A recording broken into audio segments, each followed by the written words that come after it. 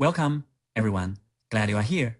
Today, we will explore Stirling numbers of the first kind by counting cycles in permutations and seeing how they appear when expanding falling factorials into powers. Last time, we learned a sneaky way to sum things like cubes without grinding through algebra.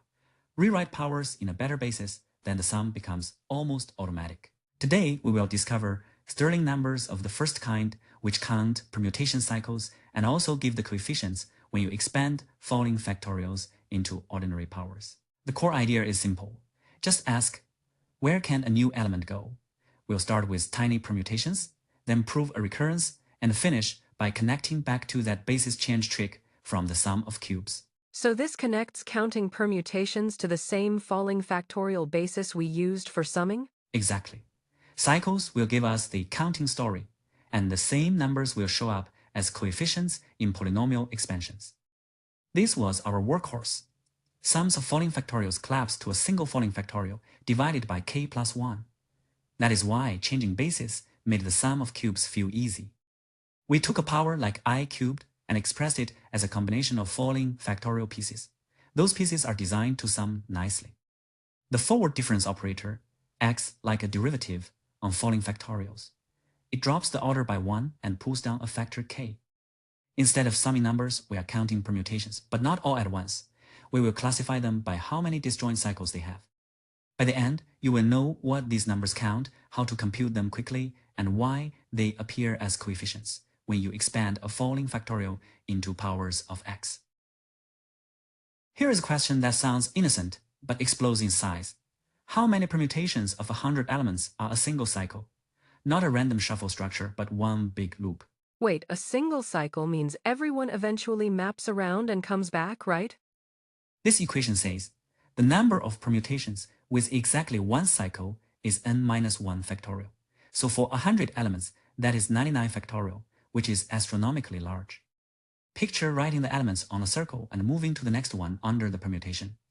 One cycle means the circle is a single loop, not broken into smaller loops. So even with the cycle restriction, the count is still basically factorial huge. Exactly. Stirling numbers of the first kind are a way to slice the full n factorial permutations by the number of cycles.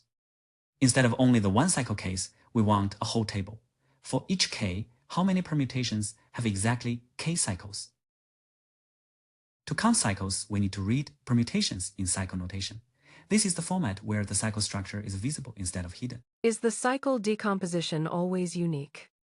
Here is a permutation written as 3 disjoint cycles, one of length 3, one of length 2, and one fixed point. The number of parenthesis groups is the number of cycles. Read the first cycle as a little directed loop. 1 goes to 3, 3 goes to 5, and 5 returns to 1. The second cycle swaps 2 and 4 back and forth. And the last cycle means 6 is fixed. It maps to itself. So the permutation is like several independent loops happening at once. Perfect. That independence is why we can talk about the number of cycles as a meaningful statistic. And yes, the decomposition is unique once you ignore rotations. For example, the cycle 135 is the same as 351 because it traces the same loop. Let us do the full tiny case. All permutations of 3 elements, but organized by how many cycles they have. This is where the numbers start to feel real. With 3 cycles, everyone is fixed. There is only one such permutation, the identity. With 2 cycles, the only possibility on 3 elements is swap a pair and leave the third alone. There are 3 choices of which pair to swap. And for one cycle, it has to loop through all 3 elements, so there are 2 directions around the loop. Exactly. 2 distinct 3 cycles. Great intuition, clockwise versus counterclockwise. So the unsigned Stirling numbers here are 1, 3, and 2. And notice the sanity check.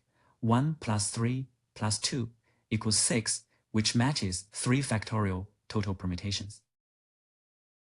Now for the big idea. Build permutations of size n from permutations of size n minus 1 and track how the number of cycles changes. This is like the second kind recurrence, but for cycles instead of groups? Here is the recurrence we want to understand. It has 2 terms. Because element n has 2 qualitatively different roles. It can start its own cycle or be inserted into an existing cycle. Imagine you already have a permutation on the first n-1 elements, and it has exactly k cycles. We will place n into that structure. If n becomes a fixed point, it creates a brand new cycle by itself. That increases the cycle count by 1, so we must start from k-1 cycles on n-1 elements. Otherwise, n must sit inside some existing cycle without changing the number of cycles. Think of cutting a directed cycle edge and inserting n into that spot. Why is it exactly n-1 positions, not something like k choices? Because positions are counted across all cycles. If you write every cycle in a circle, there is one slot after each of the n-1 existing elements, so there are n-1 slots total. Let us use the recurrence immediately, then sanity check it by reasoning about what two-cycle permutations of 4 elements look like. Plug in n equals 4 and k equals 2. We get 3 times the previous value plus the one cycle count from size 3, giving 11. So there should be exactly 11 permutations of 4 elements that split into 2 cycles. Yes, and now we can justify that 11 by describing the possible cycle types. One way to have 2 cycles is a 3-cycle plus a fixed point. Choose which element is fixed in 4 ways, then there are 2 distinct 3 cycles on the remaining 3 elements for 8 total. The other option is 2 disjoint swaps. On 4 elements, there are exactly 3 ways to pair them up, giving 3 more. 8 plus 3 matches 11. Some columns of the Stirling first-kind triangle have clean formulas because the cycle structure is forced. These are the 3 big ones: 1 cycle, all cycles, and all but 1 cycles. Each corresponds to a very specific kind of permutation. A single cycle is basically a circular ordering. Fix one element as the starting point to remove rotation, then arrange the remaining n-1 elements. That is why you get n-1 factorial. If there are n cycles, everyone must be fixed, so there is just one permutation. Exactly. That is the top right edge of the triangle. To have n-1 cycles, exactly 2 elements must merge into a 2-cycle, and everything else stays fixed. So you just choose the swapped pair, giving C of n2. Now, we switch from counting to algebra. The same table appears when you expand a falling factorial polynomial into powers of x. For that, we need signs. So unsigned counts become signed coefficients? The signed version is just the unsigned count with a sign that depends on n minus k. The closer k is to n, the fewer minor signs you get. This is the dual identity. Expand the falling factorial as an ordinary polynomial. The coefficient of x to the k is the signed Stirling number s of nk. Think of the set of falling factorials as building blocks, like a different coordinate system for polynomials. This identity tells you how to translate into the usual power coordinates. The alternating signs come from multiplying factors like x minus 1, x minus 2, and so on. Each time you choose a negative term, you flip the sign. Ah, so first kind helps go from falling factorials to powers, and second kind helps go the other way. Exactly. They are 2 halves of an inverse relationship, which is why both kinds show up in discrete calculus. Ah, so first kind helps go from falling factorials to powers, and second kind helps go the other way. Exactly. They are 2 halves of an inverse relationship, which is why both kinds show up in discrete calculus. Let us do the smallest non-trivial expansion and literally read the Stirling numbers of the coefficients. Multiplying out gives x cubed minus 3x squared plus 2x. Those coefficients are exactly the signed Stirling numbers for n equals 3. So the coefficient of x squared is -3, meaning s of 3, 2, is -3. Yes. And notice the sign pattern matches n minus k. For k equals 2, n minus k is 1, so you get a minus sign. If you drop the signs, you recover the cycle counts we computed earlier for permutations of 3 elements. As a quick check, plug in x equals 3. The left side is 3 times 2 times 1, which is 6, and the right side also evaluates to 6. Now we can connect the whole story. Second kind converts powers into falling factorials.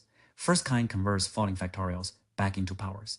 That is why both show up in discrete calculus. This is the second kind identity. It rewrites a power x to the n in the falling factorial basis. That was the direction we used when summing powers. And this is the first kind identity. It rewrites the falling factorial back into the standard power basis. The coefficients are the signed cycle counting numbers. Our main definition, unsigned Stirling first kind, counts permutations by number of disjoint cycles. Because you either start a new cycle or you insert into one of the n-1 slots after existing elements. Exactly. That simple picture is the whole recurrence proof. So the workflow from last lecture becomes a general method, convert into following factorials, apply the clean summation rule, and convert back if needed using first kind coefficients. Exit ticket time. One quick computation to prove you can drive the recurrence, and one reflection to prove you understand the picture behind the factor n-1. Use the recurrence with n equals 5 and k equals 3. The coefficient n-1 is 4, so you take 4 times the value for 4, 3, then add the value for 4, 2. That is 4 times 6 plus 11, which equals 35. Nice, so one row up and one column left is enough once I know the factor n-1. Because inserting n means choosing a place right after some existing element in the cycle notation.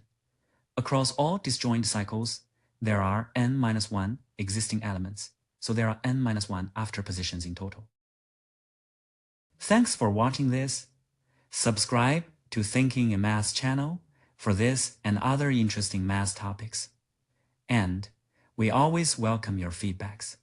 Leave your questions and suggestions in the comments.